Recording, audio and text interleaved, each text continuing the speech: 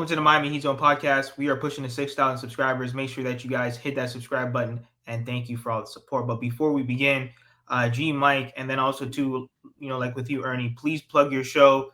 Please let the people know where they can find you on social media and YouTube.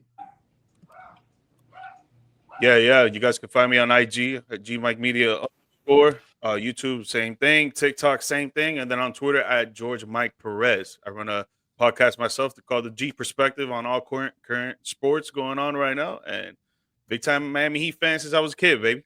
So thank you for inviting me on. I appreciate it. And as far as myself, what's up, guys? I'm Ernie Diaz. I don't really have a show to promote or anything like that. I'm just a passionate Miami Heat fan. So I kind of like to think of myself as the voice of the city. But you can follow me on Twitter and on Instagram at Negra Baby. That's 3 A's at the end of Negra, 3 A's at the end of Baby. Just follow me, man. Hot takes on sports, passionate Miami sports fan, especially when it comes to the Heat. All right, so then we'll start with you, I guess, Ernie. You were cooking Pat Riley the other day. Please elaborate, because I just think that this is really all Pat Riley's fault. Yep. I would, probably even say it's probably 90% him and then 10% Jimmy, only because it's his job to build this roster. And I just think that with bad asset management and poor roster construction is the reason why we haven't won a championship. So please, I saw your take the other day, but I have to hear you cook again on Pat Riley. Go ahead. Absolutely. So before I say this, I'll start by saying to all Pat Riley fans like myself, I believe in Pat Riley. I think Pat Riley is a great executive. At the same time, two things can be true. I think Pat Riley's way of thinking and his style is outdated in today's NBA. When it pertained to my last video, it came down to what had Pat Riley really done for the Heat in the last 10 to 15 years, really. As far as getting LeBron James, we all know that Dwayne Wade and Chris Bosh coming together before that had a lot to influence that decision. As far as missing on key free agents, you can go back to guys like Donovan Mitchell, Kyrie, Dame Lillard. It's just, as a Miami Heat fan, the frustration is that somebody who's so in touch with the organization and who did so much for the city has now completely lost sight of that. And I don't want to make the drastic comparison, but it almost reminds me of Jerry Jones and the Cowboys in the NFL. The way Pat Riley is running the Heat right now, where it's my way or the highway. This is the way we do things. The fact that he really came out before the statement saying that this team was good enough to compete with Boston, and yet we just got destroyed by a 7-25 Utah team who's clearly tanking, just goes to show you that he's lost complete touch with the team, the fan base, the city. And I never thought I'd see the day where I agree with something Paul Pierce said, that Pat Riley is single-handedly destroying the culture right now. And I wouldn't take it that far, but he's definitely had a lot to do with the destruction of the Heat and their failures.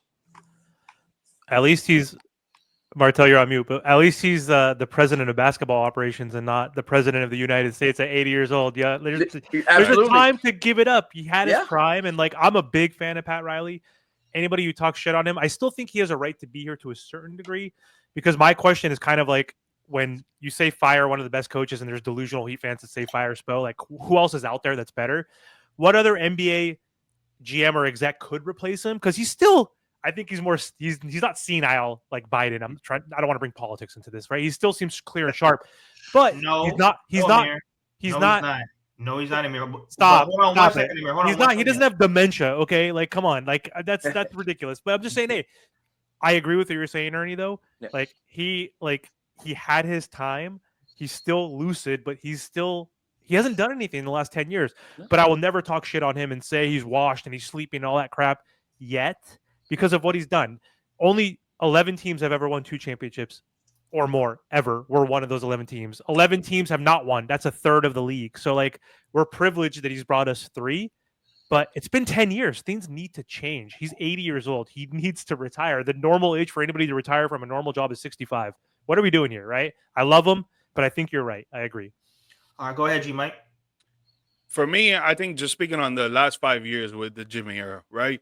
I feel like Pat Riley, he had his soul focused on Tyler Herro is going to be that next person. He's going to be that next piece that we need, and he's going to step up to the plate. He's going to give us consistent scoring and consistent defense that we're going to need through all these years that Jimmy's going to be here and try to take us to the playoffs, to the conference finals, and to the finals.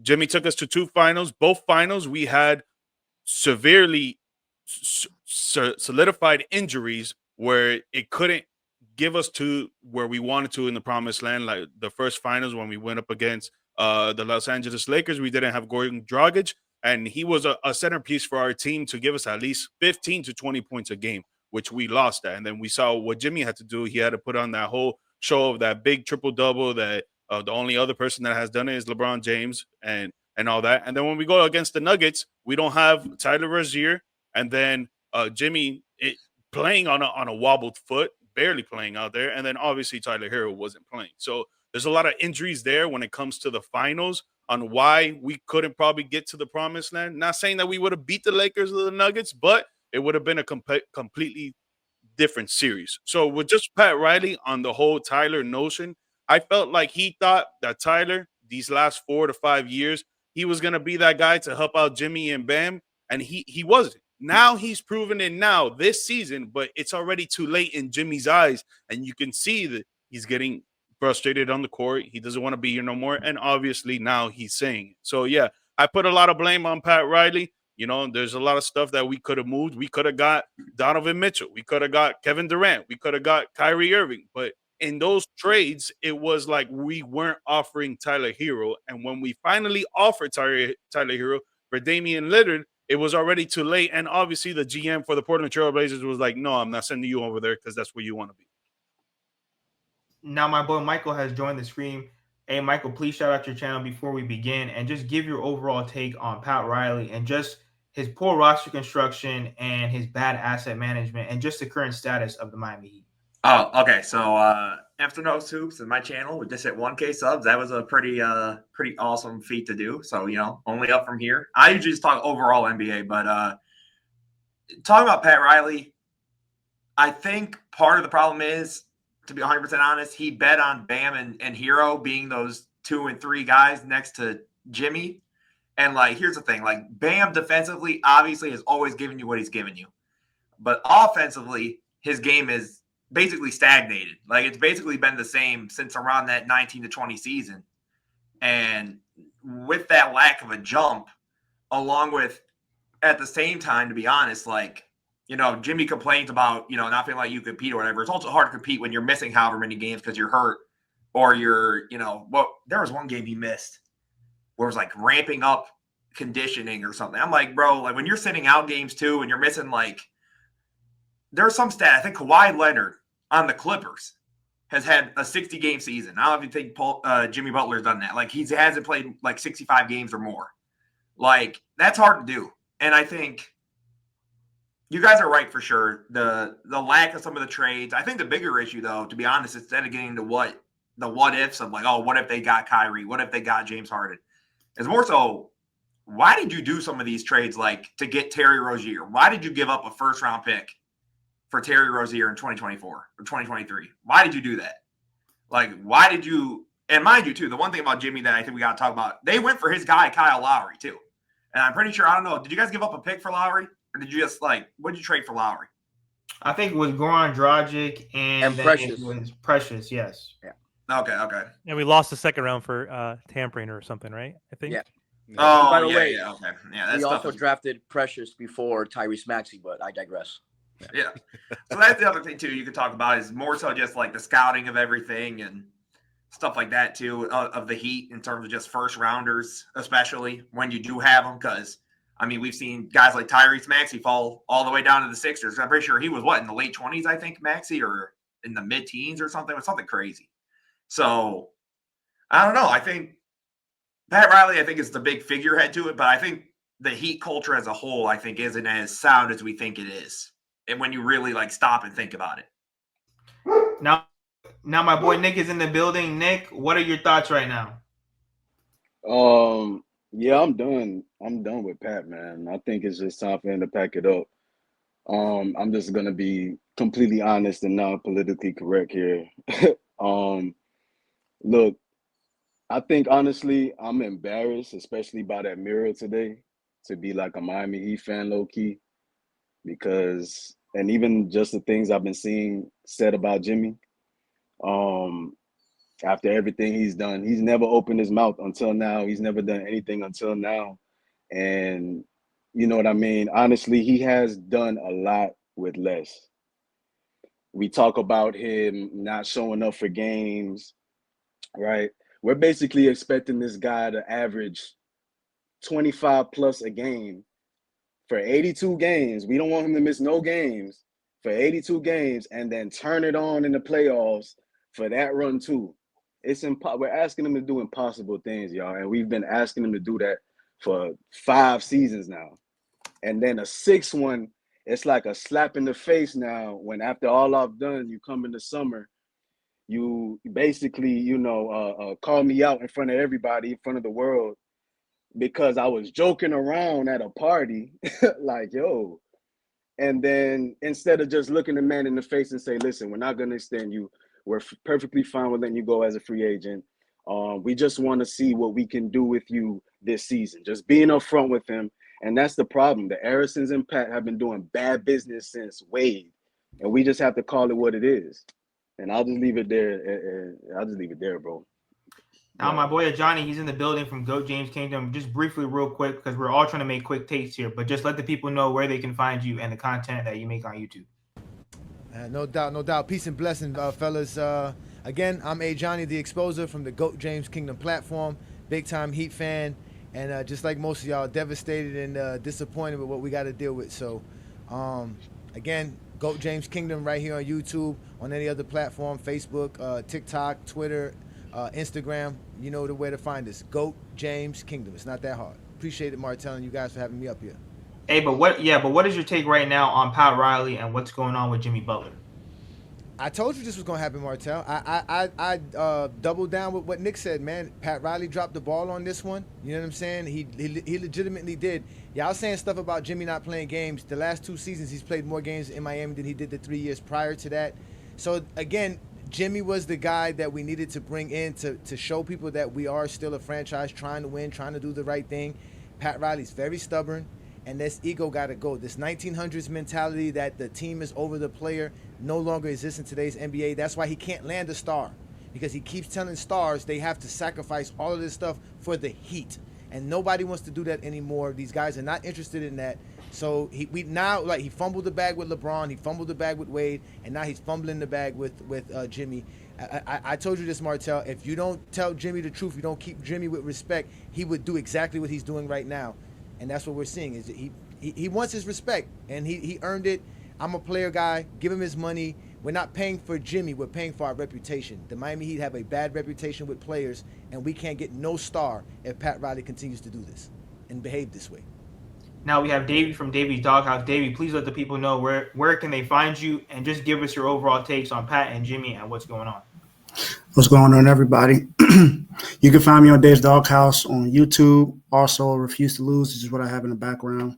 That's also on YouTube. I'm also on Instagram, Dave's Doghouse. That's DAVESDAWGHOUSE _. So you can find me on Instagram. My comments about Pat Riley and the Heat situation is really no different than what everyone else has been saying. It's been really pretty much the same thing.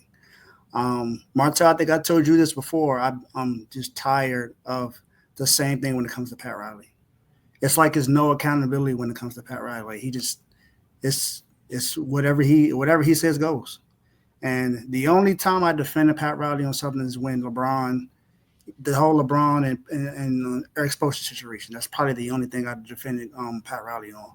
But other than that, like Johnny said, like Nick said, like everyone else said, Pat Riley is the reason why we're where we are right now. Who said he culture? Who talked about he culture? It's Pat Riley. Pat Riley is the one that said it.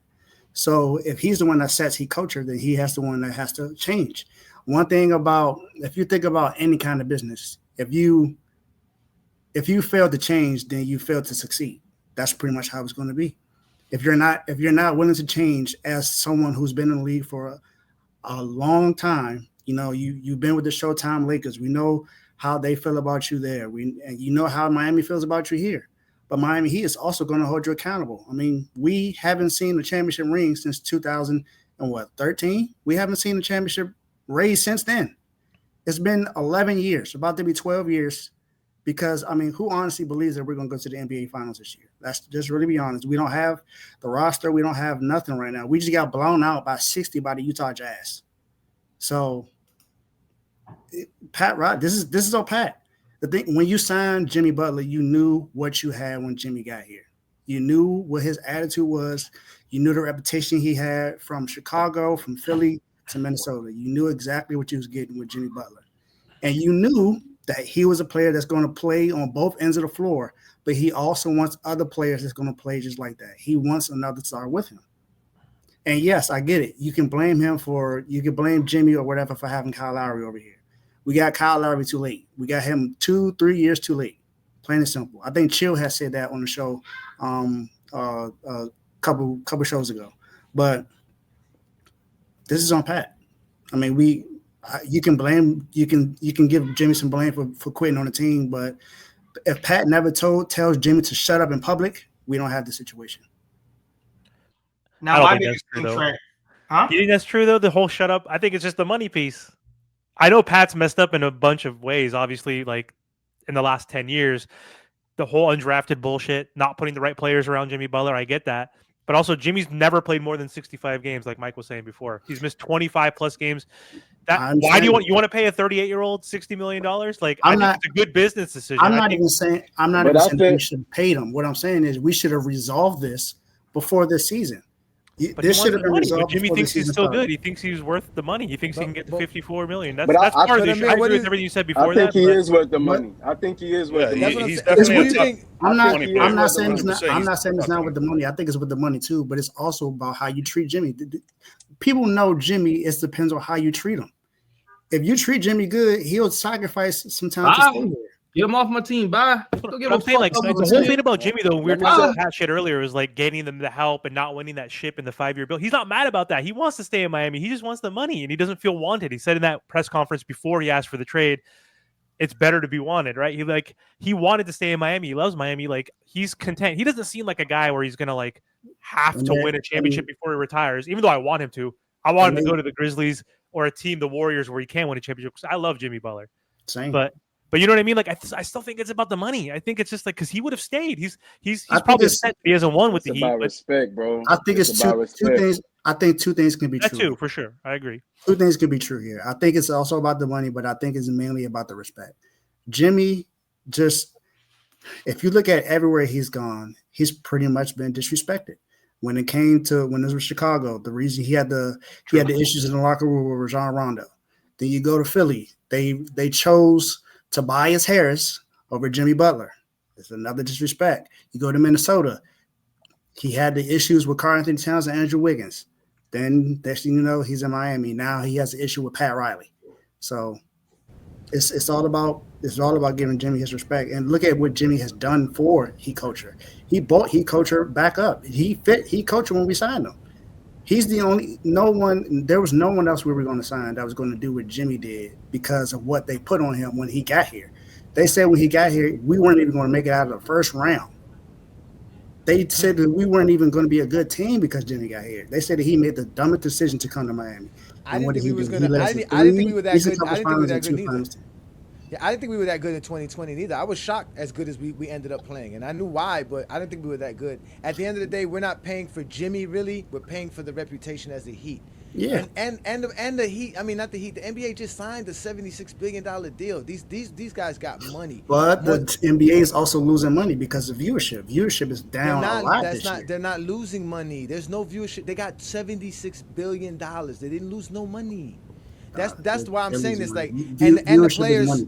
No, that's how they got that's the viewership money. That's the TV rights. That's guaranteed money. For the next 11 years, the NBA is making $7 billion a year just off TV rights. Doesn't matter what happens with those games. But hold on, guys, because Trent, he actually raised a pretty good question.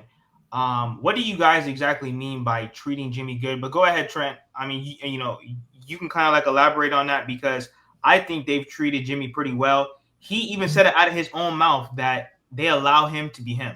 And I think, he's able to go into all these different hotels while he's on the road. He doesn't have to stay with the team. And I'm sure he gets a bunch of other privileges that a bunch of other Miami Heat former players never got. So, Trent, please just talk about that a little bit. What do you exactly mean by treating Jimmy well? I mean, listen, I get the respect part.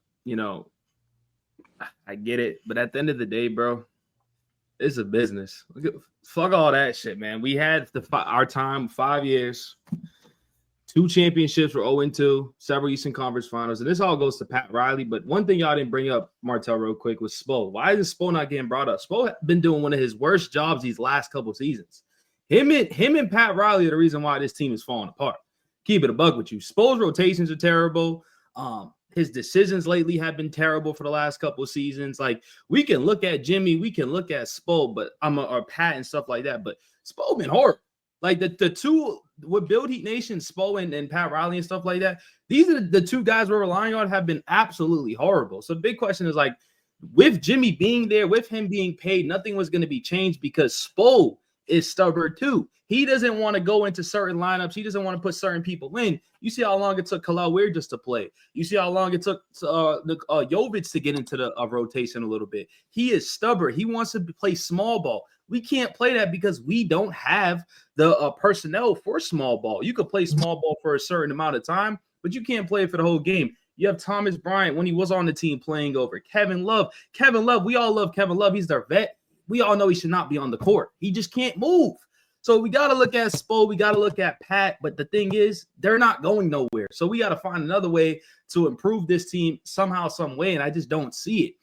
They dropped the ball on Jimmy for sure. I look at both sides and I see both perspectives. I agree with the respect part because I'm big on respect, but I also understand Pat's side too. It's like, oh, listen, I'm telling you to do your job and you're not doing it. I just want to see you play basketball next year. Let's see how far you can. Let's see what you can do, and then I'm gonna pay you. That's what it seemed like it really came up to. But Jimmy is, I don't want to call him soft, but Jimmy is like, he can be a girl sometimes. Like, you say certain stuff. You can say he has an ego issue. He's sensitive. He's sensitive. He has a short fuse. He's sensitive. He's sensitive, and he has a short fuse. Yes. So it's like, so when he told him to shut up, I knew that was gonna be a big deal. And I'm not, y'all wasn't in the panel. I called this out when he told him to shut up last time. I was like, yo, it's gonna be a big problem. Now we're at this position. I said that on my show. I said we're at this position. Jimmy now was sick. Comes back shooting one-legged three-pointers. You know why? He don't want to try. He's like, listen, you're not paying me. I don't want to get hurt. I still got to chase a contract. So they go suspend him now, and you better trade him before the suspension's over and done with, because this is going to get even more messy and messy. And if you keep Jimmy on the roster, and I'll let everybody else go after the suspension and after the trade deadline, this is going to be one of the brutalest seasons ever. And I think it already started after losing to one of the worst teams in the league. That's in the Cooper Flag sweepstakes. Well, let me chime in real quick, right? So you asked, like, how can we respect Jimmy more, right? Basically, like I said, he's kept his mouth shut this whole time he's been here, right? He's come here without any help. We always bring up Kyle Lowry. Kyle Lowry was the biggest free agent name in 2021. If we didn't get him, it would have been incompetence. We needed a point guard. He was there. He was Jimmy's friend. We got him. They did their job. Stop trying to make it seem like they went out their way. Jimmy urged them to get their friend. Jimmy also wanted Kyrie. Jimmy also wanted Dame. They failed. So that's number one. They could just have respected the man a little more. By looking at him in the face, they had no intentions of extending this man because of the things that you guys brought up about letting him get away with little things like not staying with the team, the hair, the emo stuff. Pat don't like that shit. So they were never going to extend this dude. They wanted him to play out his contract and then see what happens in the summer. And he's not going for it. He feels like it's disrespectful based on everything he's done for the team. And as a man, I feel him. That's just straight up. I'm not going to sit there and just say, all right, I'm going to play out my contract, especially after seeing what they did to Wade. That's basically what Wade did. He played out his contract and they fucked him. They didn't tell him, they didn't look at him in the face and say, hey, Wade, I ain't going to lie, that knee, bro, we really thinking about not signing you back. Just looking at him man to man and telling him after they doing all this family heat culture bullshit, right? Come on, bro. It's about respect, y'all. And at the end of the day, I just feel like the man feels disrespected. That's why he went in that press conference. And when that reporter told him, oh, Spo said they're going to use you as a point guard, he was like, that ain't going to help nothing. He's been patient with this front office. He's been patient. They gave him their ass to kiss, bro, this summer. And for what? So then we're gonna go with Ernie, then G Mike, and then we're gonna go to Mike at the bottom. Real quick, what do you guys think about Bam Adebayo? Because people are frying Bam online. You know, he had 4 points the last game. And like I said, I really want to make sure that everyone can hear, you know, like your takes. So like I said, not to rush any of you guys, but just like if you guys could be quick about it. What is going on with Bam? He's supposed to be the all-star. They said that he's supposed to be the next guy to carry the pillar. He's the captain, but doesn't want to be the captain. There's a lot of different things going on. So what do you guys think about Bam? Ticket TV came on my platform and said that they need to trade him. He's the one holding back the Miami Heat. I don't think it's that bad. I think they just failed to put a 4 and a backup 5 behind him. And there's no point of attack defenders to even help him out. So please, Ernie, what's going on with Bam? And then we're going to go to G Mike, and then we're going to go to Mike down right there at the bottom. Yeah, so my guy Bam, my favorite Idris, probably my favorite player on the Heat. I'm scared he's becoming a glorified Draymond Green. Like, it's a Draymond Green stat line every game. It's like 17, 10, and 9. It's set good picks, rebound the ball, you know, like he's so hesitant to take that 15 to 18-foot jump shot, which he's so lethal in. You can see him getting the ball and he's second-guessing himself offensively. The regression of Bam has a lot to do with the Heat's problem. And now the question for the Heat organization going forward is, what's the window? You know, because Bam was supposed to be part of that Jimmy window for a championship. So now, do you include Bam in that Tyler, Jovic, Triple J, Khalil Ware window? Like, does he now fit the future of the Heat? So not only is moving on from Jimmy going to be an issue, but I think a lot of Heat fans, like you mentioned, the question going forward, if Bam, like I said on G Mike's show the other day, there's no reason why Bam shouldn't be averaging 25 and 12 on a daily basis for this organization. So his regression really goes to put into thinking, like, is he part of the future for the Heat, or is he another piece that needs to be moved and build around Tyler and some of the other guys? So his regression has been fascinating, but it's a testament to the struggles of the team for sure. Dude, it's simple for me with Bam. He plays too passive aggressive on offense. On defense, he plays great. He could play the 1 through 5. He could guard anybody on the court. There's no problem there. I don't think any of us are questioning his defense. But when it comes to his offense, we want him to be the captain, to be the forefront of this Miami Heat squad for years and years to come. But he's only taking 6 shots against a team that is literally in the Cooper Fag sweepstakes, like Trent was saying. Like, how are you going to be the captain of our squad when you're only taking 6 shots and you didn't even make one of those shots? You only got 4 points because you made 4 out of 6 free throws last game. And it's a trend that's happening all the time. Like Ernie and I had talked about. He should be taking at least 15 to 20 shots a game, just like Tyler Herro.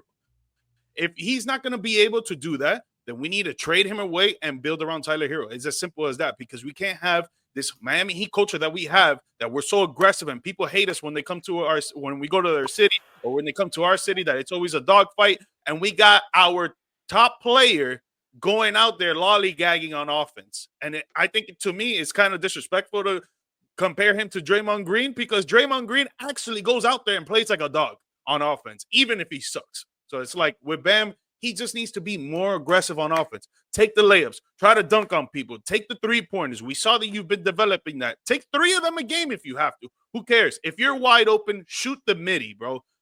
When you're on offense, you need to play aggressive and not passive aggressive. Go ahead, Michael.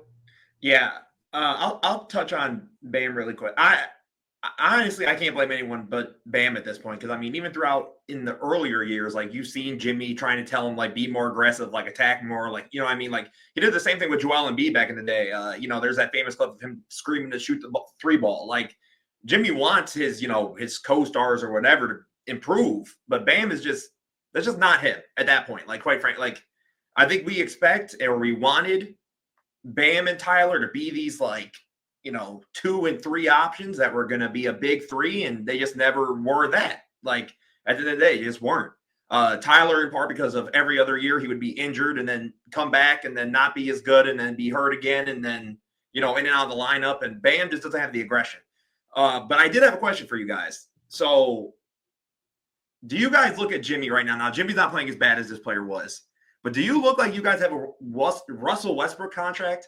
Like, who are you moving off? Because you remember now, the second apron makes things a lot harder, and the first apron, because now you have to, a lot of teams can't just like, oh, we'll just like throw in whatever to make money match. You can't do that. Yeah. Like, some teams, you got to have exact value.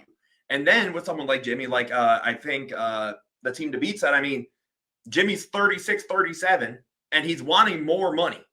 And a lot of these teams, if they're on a younger timeline, why am I paying Jimmy Butler $37 to $38 million for however long.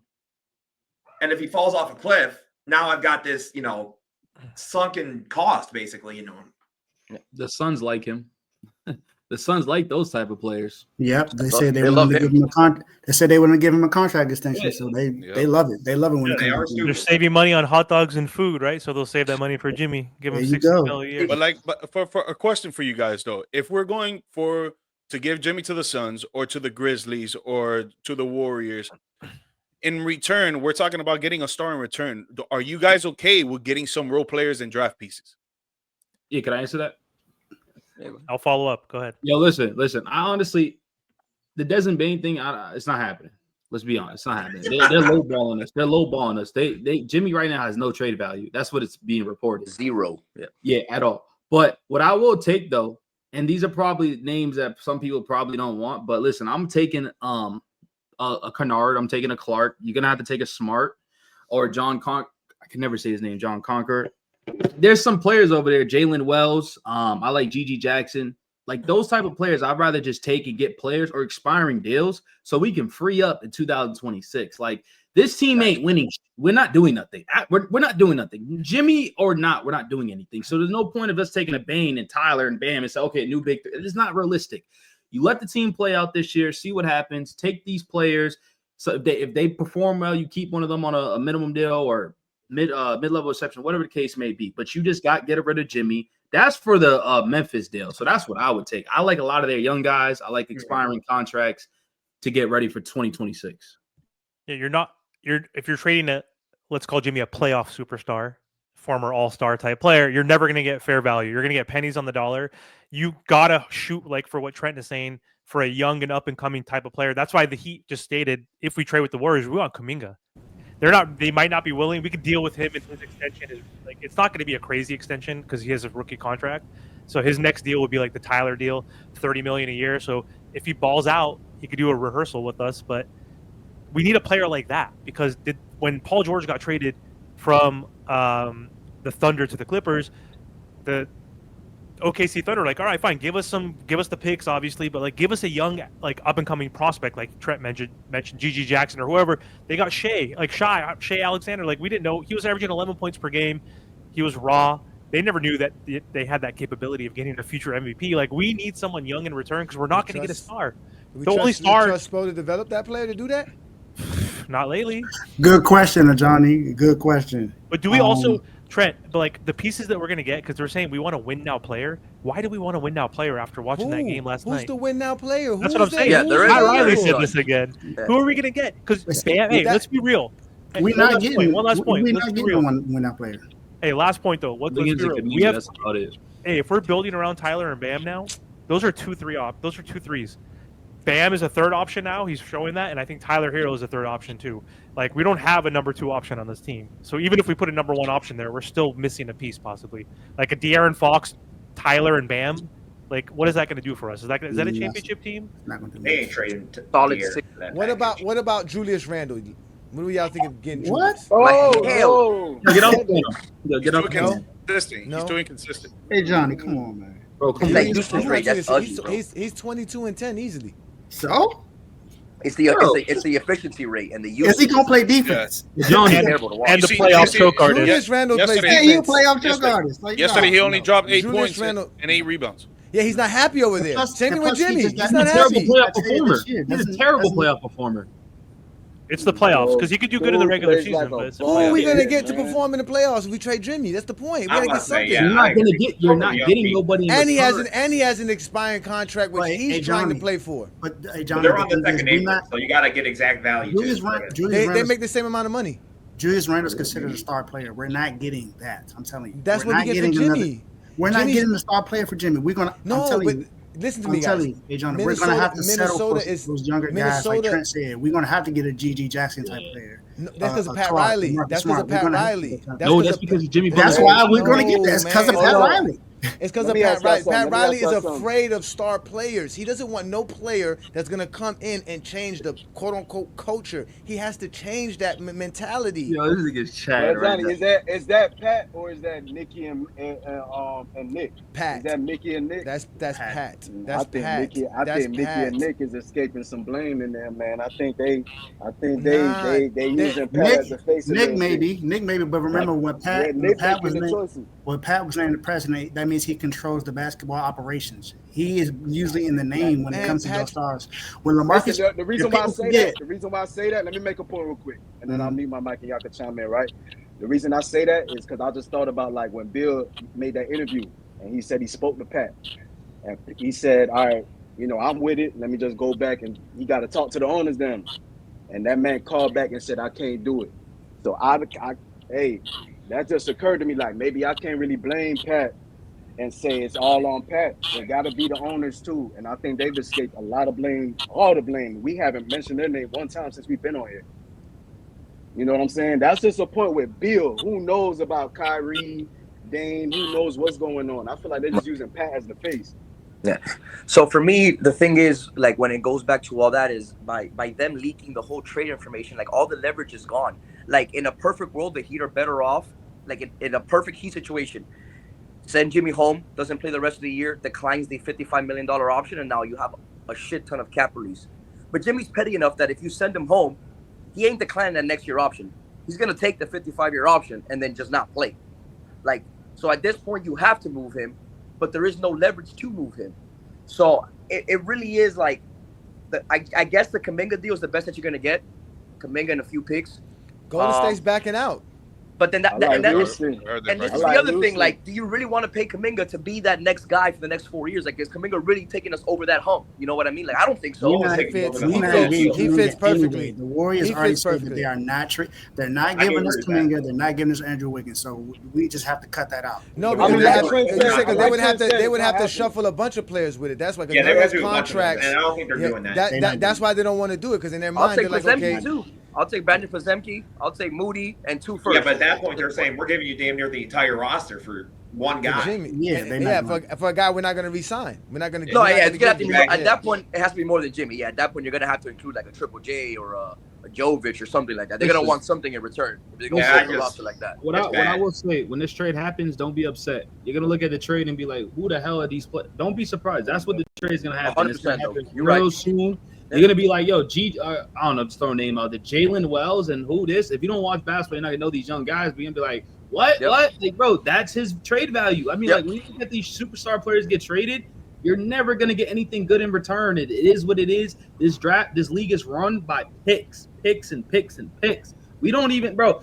The teams that we're trying to trade with, they're all contenders. They traded it like they're all contenders. It's not like we're trying to trade them to like OKC, and then OKC can offload mad picks. So OKC don't want Jimmy.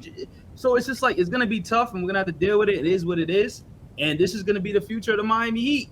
Tyler and Bam, like it is what it is. You know what I mean? Now we're definitely going to get into that, but real quick, we have my boy on the platform. We have Sports Time Zone.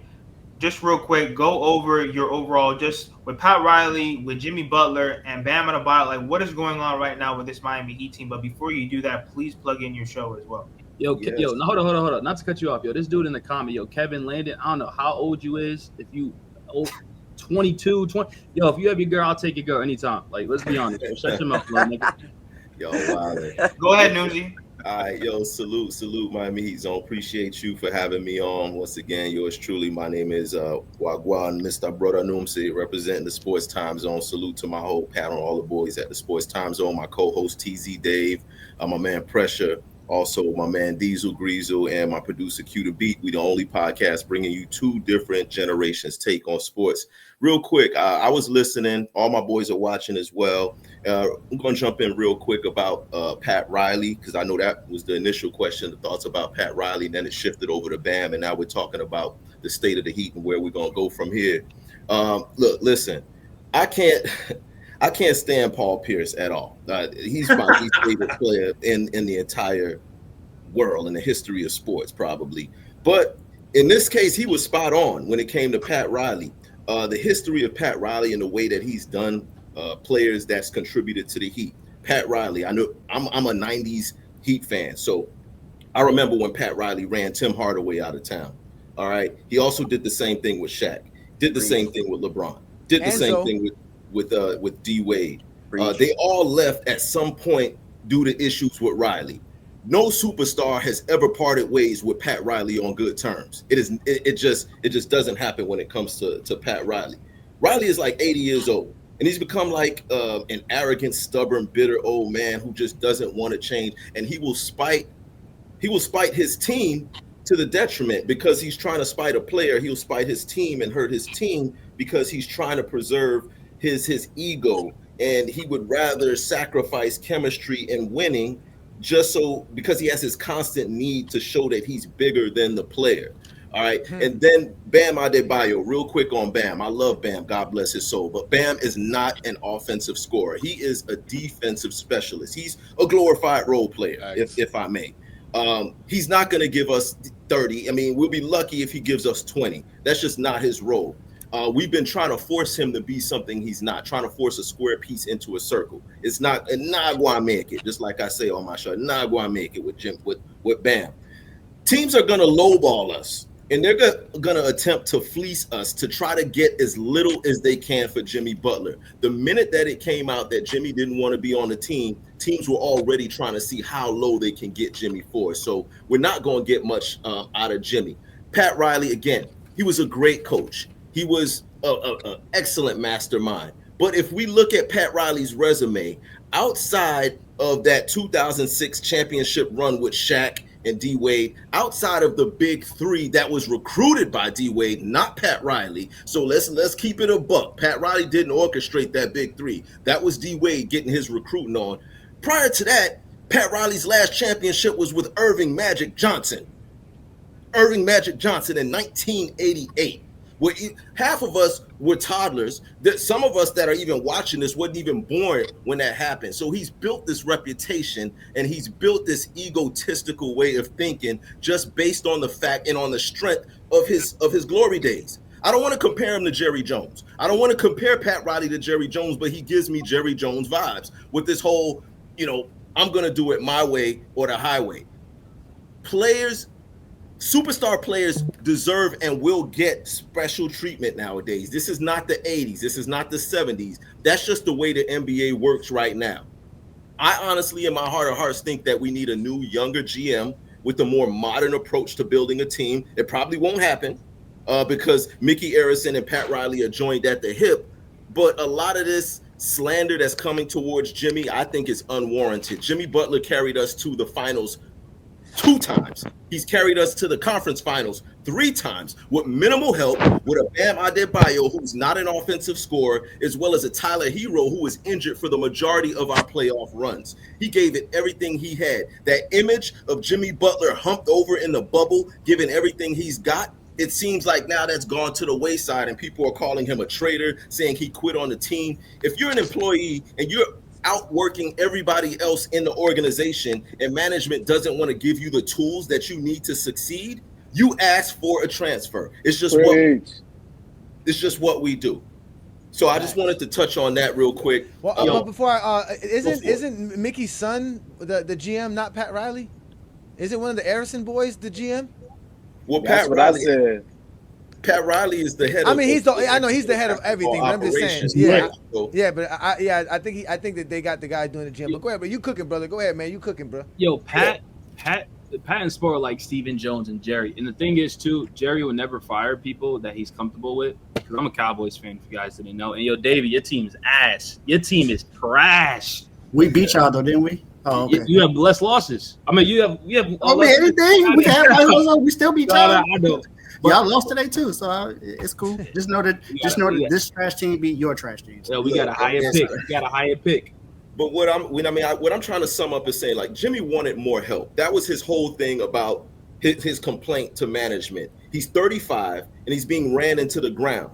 That's the reputation that Miami has for doing, running players into the ground when they are nearing their prime or past their prime. Miami has become a retirement home. The Miami Heat What we do is we go out here and get these players that are past their prime, that are pretty much close to retirement, and try to squeeze the life out of them. We try to squeeze everything we can get out of them, and then get some D-League players to come in and then say, oh, this is Heat culture. But what we're doing is creating a reputation that is making other star players not want to come here. We're not going to get no star players because players talk. That's what I was saying. That's what I was saying, brother. They see how Pat Riley has treated the laundry list of superstars and what would entice anyone from coming here. We struck out with Giannis, struck out with KD, struck out with Dame, struck out with Donovan Mitchell, struck out on every major superstar that we've tried to get because don't nobody want to come here. It's straight up. And the common denominator is Pat Riley. His glory days are over, and we have to start looking towards the future. But I don't think it's going to happen no time soon. Pat Riley is going to have to die to come out of that position. He's not going to willingly take himself out of that position. So something's got to give. All facts. Yeah, Pat Riley was the reason. Pat Riley was the same reason why LaMarcus Aldridge didn't sign here. Remember when he was a free agent, he had a meeting with Pat Riley, and Pat Riley told this man, go sign somewhere else for a year and then come back. And I was like, why would you tell somebody that? Why not just give him the offer that he wants right now and sign him to the team if you really want him? Because why would he wanted Kevin Durant? Because and he's doing the same thing right now. He's trying his best. But it makes to no get sense. Anthony, Get somebody here now so you can get somebody the next season. He's trying to make the next doesn't make move. sense sometimes. He's trying to do another LeBron. He's trying to think 3 years ahead. He don't have that. He don't have a Dwayne Wade here to be able to do that. So no. But the thing is, in 2026, it's supposed to be a huge free agency, and I think, listen, like Johnny's definitely right. Pat Riley, even though he is senile sometimes, he does think somewhat ahead, and I definitely think he is looking forward to that 2026 offseason. But Michael, and then we're gonna go to G Mike. Just overall, like when you really think about players coming to the Miami Heat. This is a huge topic right here from Dolph Will. That's a lie. People didn't want to play with Jimmy Butler. What do you guys think about that? And then we're going to go to Ernie, and then we're going to go to a Johnny. What do you guys think about players? There was a huge thing where, like, allegedly that Donovan Mitchell didn't want to come to the Miami Heat because he didn't want to play with Jimmy. What do you guys think about Jimmy Butler with his character? And do you guys think that maybe prohibited players from coming to the Miami Heat? We'll start off with Mike, then G Mike, and then we'll go to Ernie. So I'm a Bulls fan. So, I remember when Jimmy was Jimmy Buckets, when we traded him to Minnesota for freaking Chris Dunn and Zach LaVine. And, I think the Jimmy thing is weird. It's weird because you have the Minnesota situation, right, where he basically implodes or explodes on Cat/Andrew Wiggins, right? And then he leaves there. Then he goes to Philly. But he's only there for a year anyways, and then he leaves. I think Jimmy has always wanted to be the guy, like in the situation. Like he wants to be known as like, I am the alpha, like I am the number one guy. You run it through me, and everything else will, sort itself out below him, right? And I think when you look at it sometimes like objectively, right? Like if they've got a Kevin Durant, if they got even like a Donovan Mitchell or something like that, right? I think that stardom is challenged in a way. Now, I don't know if it's necessarily the players straight up just being like, I don't want to play with Jimmy, like he's terrible or whatever. But you also don't see, I mean, you guys probably know more than me, but like even in like, the interviews with other players in the time since, Jimmy's come out, a lot of dudes haven't necessarily gone out of their way to be like, Jimmy's a great guy in the locker room. Like, we need Jimmy, blah, blah, blah, blah. Like, there's not a whole lot of, like, guys coming out for him. Like, no one's really coming out right now being like, Jimmy, let's get Jimmy what he needs, blah, blah. Like, you don't see that. So, clearly that has to mean something. Like, that has to mean something. Like, when your teammates aren't even picking a side and, like, not even, like, trying to at least throw their hat to be like, let's get him back. We can't wait for him to come. Like, they're not doing that. So that has to mean something. I do think there is some validity of maybe guys don't want to deal with someone who thinks that he's way better than he actually is. I think another thing to that, if I could just jump in real quick, I think another thing to that is they've defended him over the years. Whenever Jimmy was hurt, they defended him during that time. They probably feel like they don't have to do it now, or they shouldn't have to do it now. That could be another thing. If you look at just look at the quote unquote big three. Jimmy, Bam, and Tyler. Look at how much they hang out, and just in the offseason.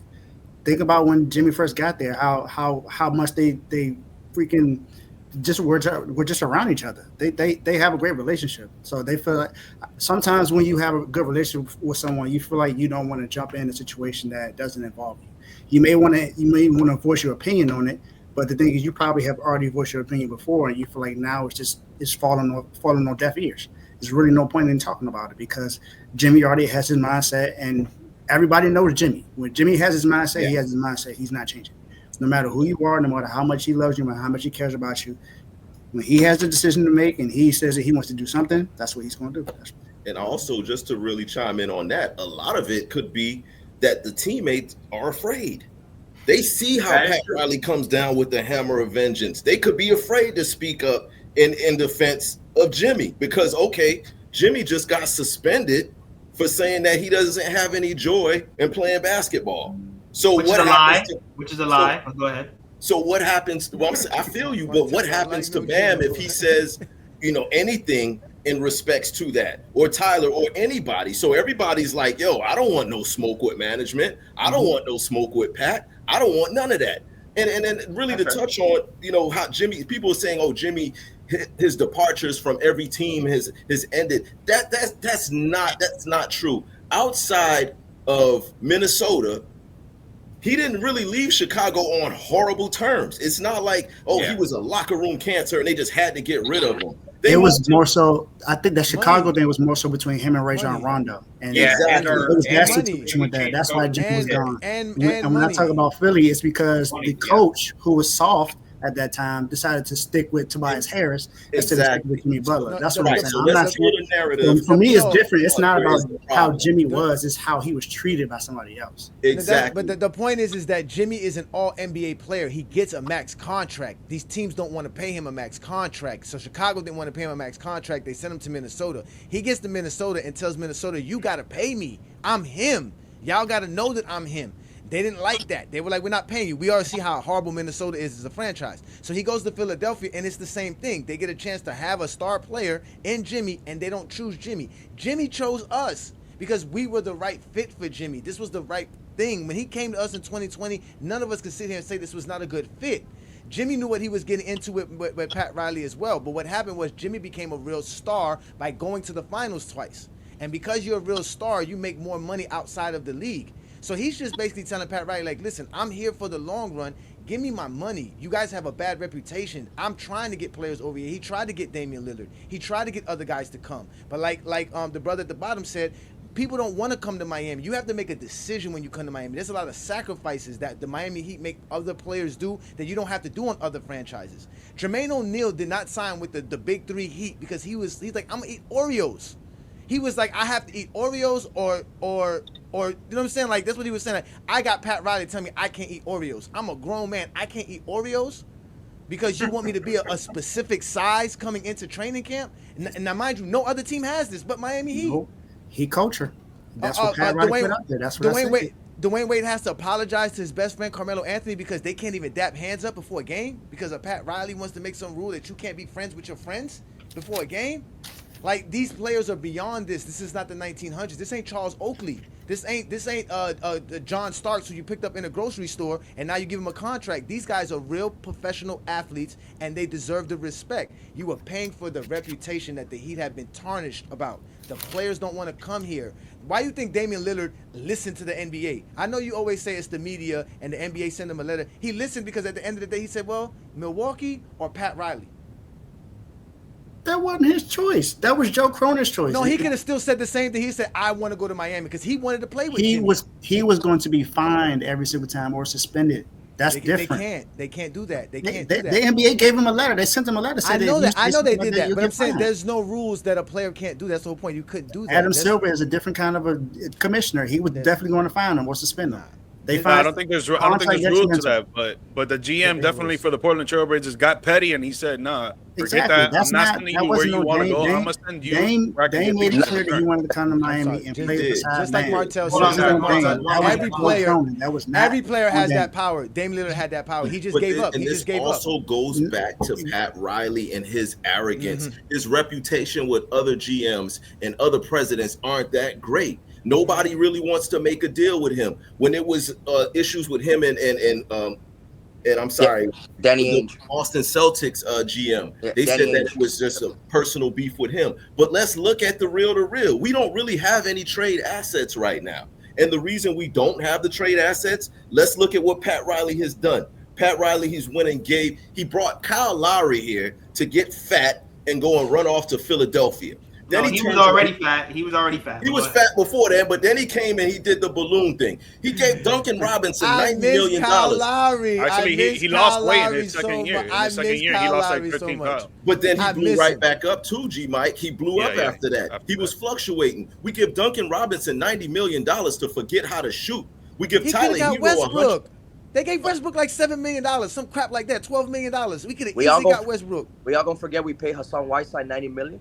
Oh my gosh. We all gonna We forget about that. gave Tyler Hero at the time. He Come was on now, missing man. 20 to 30 Tyler regular Johnson, season we games. gave We him gave him 60 $100 million. million. No. Tyler Johnson, it BBL was Lowry, different. that's He true, had. BBL Lowry. We that matched was- the Nets Tyler offer. Johnson's the Yeah. difference. Yeah. The Nets. Yeah, we we made an matched, offer for which him, is and a we didn't terrible match it. match. But yeah, like it is, like we panicked. Like Yeah, we ain't matched that. That was the smartest thing Pat did, was not match that contract. Horrible. Guys, so real quick, because like I want to start with Ernie. Right before we close, does Spo deserve some smoke too? Because he's out here throwing out some terrible lineups. Yes. I will always go to bat with Spo because I feel like people discredit him because he had the big three, but people don't really understand that he's been given a piss poor roster, and the fact that he's been able to drag these undrafted guys, Jimmy and Bam, to the NBA Finals, to multiple Eastern Conference Finals. Yep. But let's start with Ernie, and then we're going to go around the horn and close, and then everyone will be able to plug their channel. Guys, there's 485 people in here. Make sure that you guys go to their platforms. I will drop all their links. Go to their platforms, hit that subscribe button, and we will definitely do this again. Good. But Ernie, let's start off with you. Does Spo deserve some of the blame? And then we're just gonna go up to Nick, G, Mike, Trent, and then we're gonna go all the way up. Go ahead. Yeah, so I know Trent brought this up before, bringing up Spo, and man, listen, for me, I'm always gonna be a biggest Spo lover. Like I think Spo's the best coach in the NBA. I think Spo is that guy. But this year, the fact that we were playing Kevin Love before giving Ware minutes was atrocious. The Detroit Pistons collapsed at the end of the game. The fact that he gave up that inbounds play, and the fact that he called that timeout knowing you didn't have any. Spo's never done that. Like that is not Eric Spoelstra. I saw that game and I'll never forget. I reached out to somebody saying, "Yo, Spo might be cooked this year." No disrespect. I think Eric Spoelstra is the best coach in the NBA, and I still think he could be a top tier coach. So to answer your question, he deserves some blame, but I ain't gonna put this season. I'm not gonna put the Jimmy situation. I'm not gonna put Pat Riley's arrogance. I think if the Heat have 10 problems, Spo is number 11. Has he regressed? Sure, And but I don't think he's a big issue for Spo. He's going through a divorce too, so that's like another thing that's on his mind 24/7.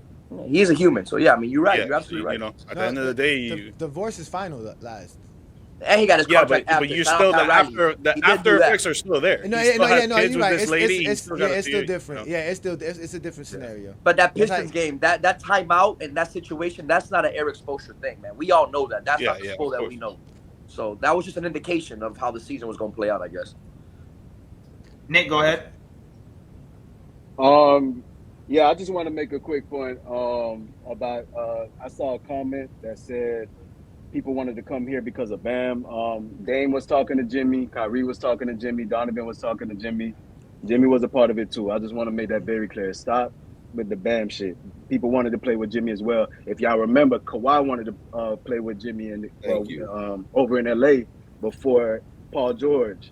So let's make that very clear. People want to play with Jimmy. That's number one. Number two, I don't put that much blame on Spo because I think he's trying the best with the cards that he's dealt. And he's just trying to work with things. The man changes his lineup pretty much every game. So I think he's just trying to twerk things, see what works, what works, point blank and period. And it's on the front office, man. They got to do better. They got to give him better pieces to work with. They got to stop with this. We feel like we can win this bullshit. Like the fans ain't buying it no more. They're gonna start losing the fan base. They're gonna start losing ticket sales. I've already seen people talk about it. So no, I don't really blame Spo like that. I think he's trying his best. Go ahead, G Mike. Just to end it up with everything going on, with the Jimmy situation, the whole trade situation, there's only two ways to go about it right now. It's either extend him and pay the man so he could be happy because he says that he's happy off the court. So for sure, it's not problems in Miami. It's just problems dealing with the organization. Or we trade him right now, we get some assets, some draft picks, and we move on from this. That's it. It is what it is. With Bam, he's got to be, like I mentioned earlier, he's got to be more aggressive on offense. Yes, he's not that type of player. I agree with Buddy below that what he was mentioning earlier, but he needs to be that type of player because that's what we need. And then with just pieces in return that we need as an overall team to try to make either a playoff push or to try to do a little damage in the playoffs is we need, like Leon Cook said in the comments there, we need a big a rebounding five that's going to help out Jimmy to move him to the 4 spot so he could play the actual position that he was meant to play when he came into the league. And we need another consistent scorer to pair up with Tyler Herro because Terry Rozier is clearly not doing it for us when we thought that he was going to be that guy for us, but he is not. So I think De'Aaron Fox would be a good piece, but do I think that is going to bring us championship hopes this season or maybe next season? No, because the Boston Celtics and the Milwaukee Bucks and how they're all lined up together and how they're playing lately have been on a tear. So I don't think we're going to get to that hump, but those are things that I think that we need to do moving forward. Trent?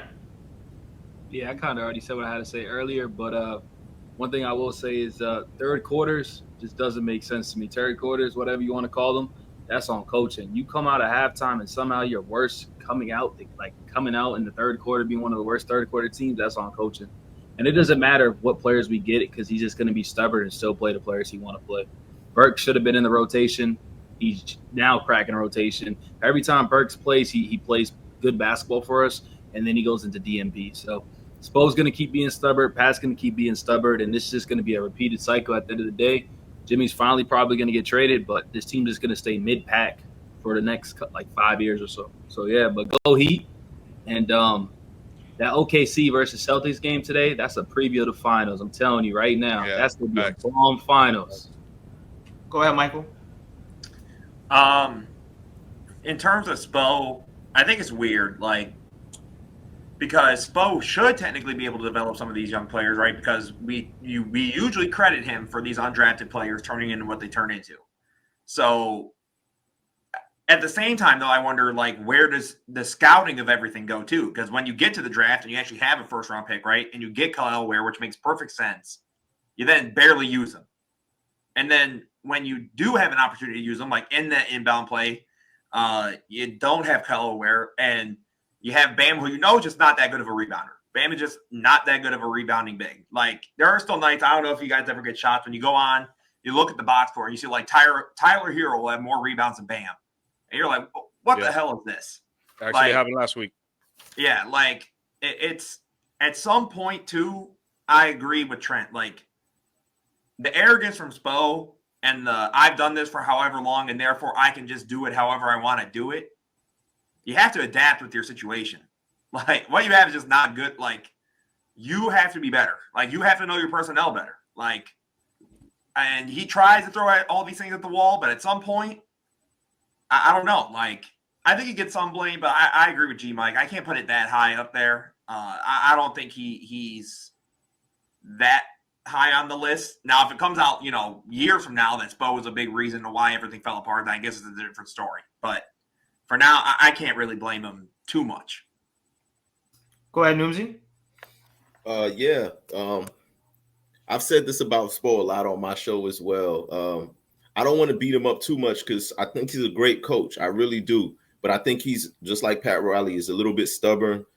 He gets locked into wanting to play a certain type of way, and he's going to force it with this small ball. I do think we need to develop Khalil Ware a little bit. I think he needs to get in there, just throw him into the action now. If Jimmy's on the way out, let's go ahead and start the Khalil Ware era now. Let's go ahead and get him in, get him some experience, get his feet wet. But Spo doesn't really like to play rookies. So then there's that. At the same time, Spo he baffles me with his rotation sometimes. Like, we'll have a rotation that's working and then he'll yank somebody. He doesn't really match up well. We'll be playing against a team that has a lot of size, and then we don't utilize the size that we have to counter that.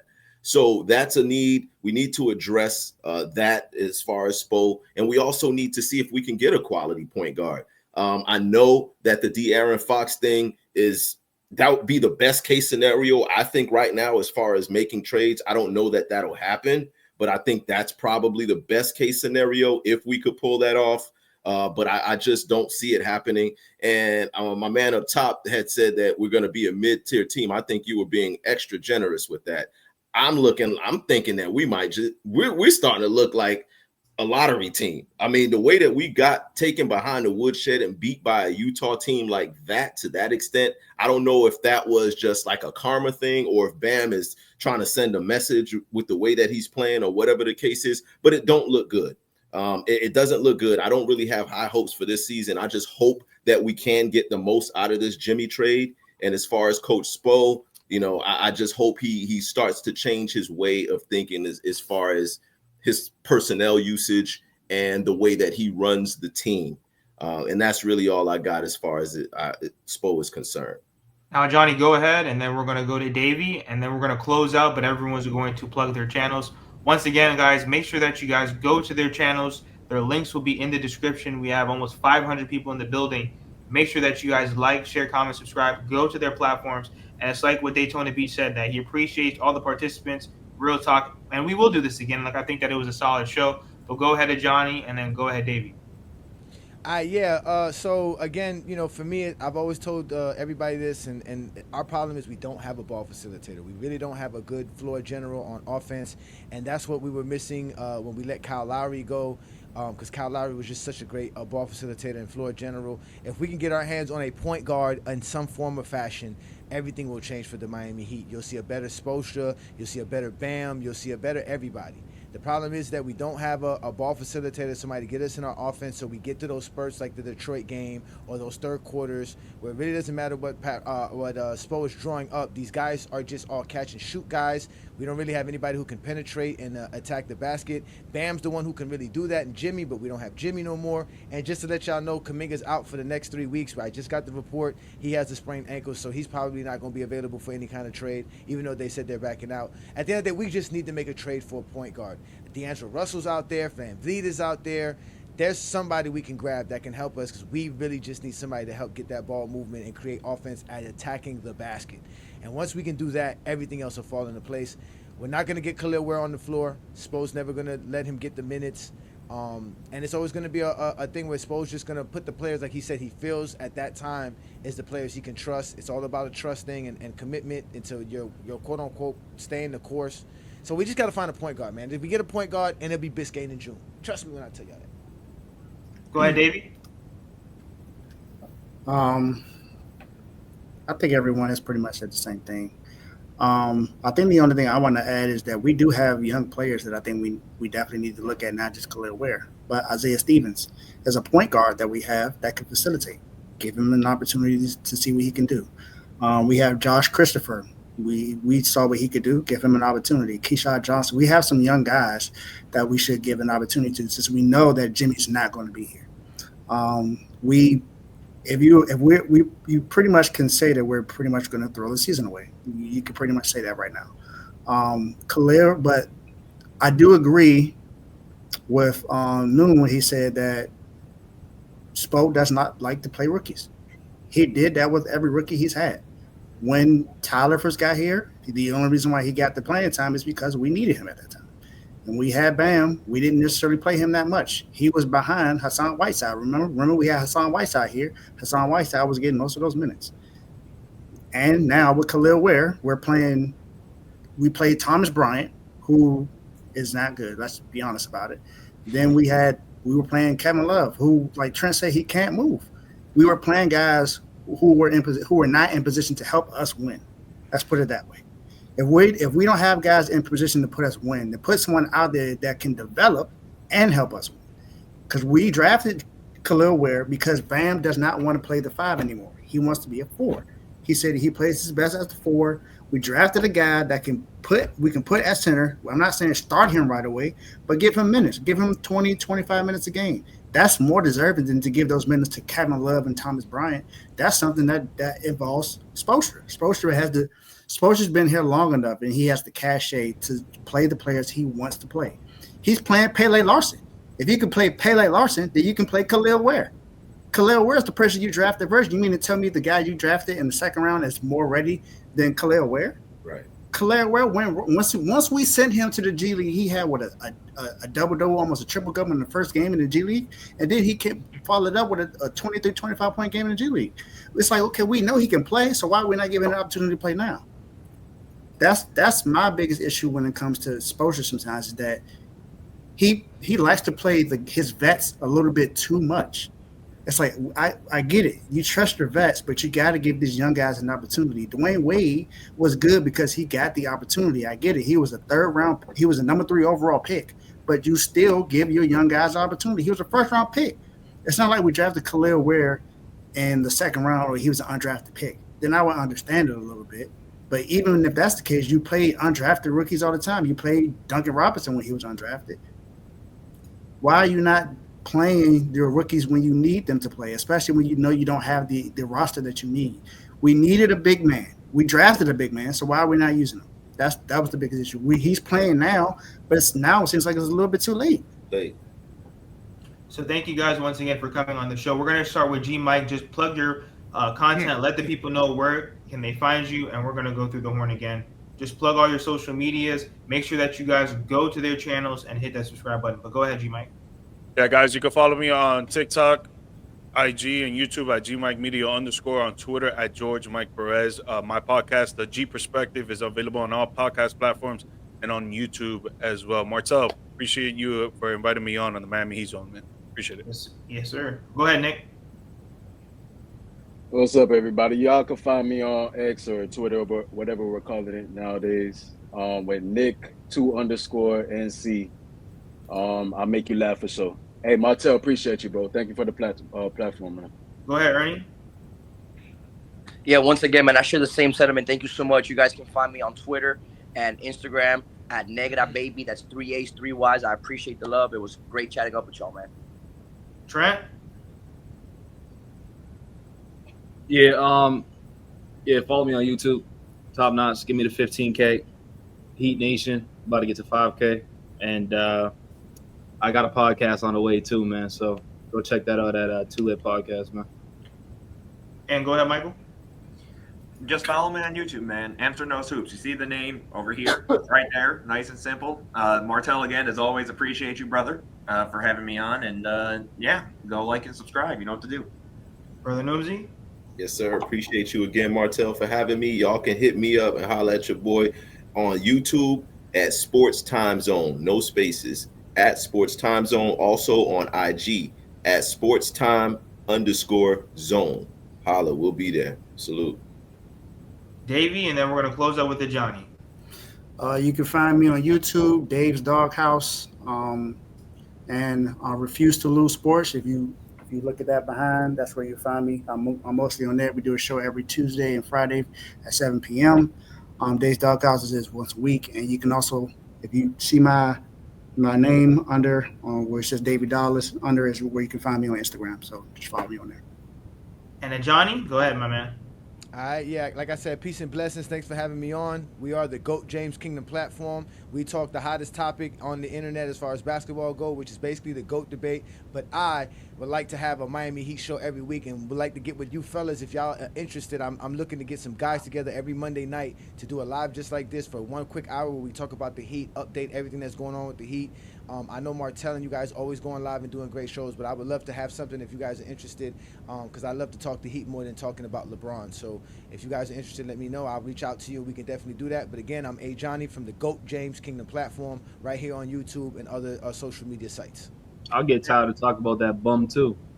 We're not going to get into that. Guys, there's still 447 people that are in the chat. Once again, wherever you guys are coming from, make sure that you hit that subscribe button. We're pushing to 6,000 subscribers.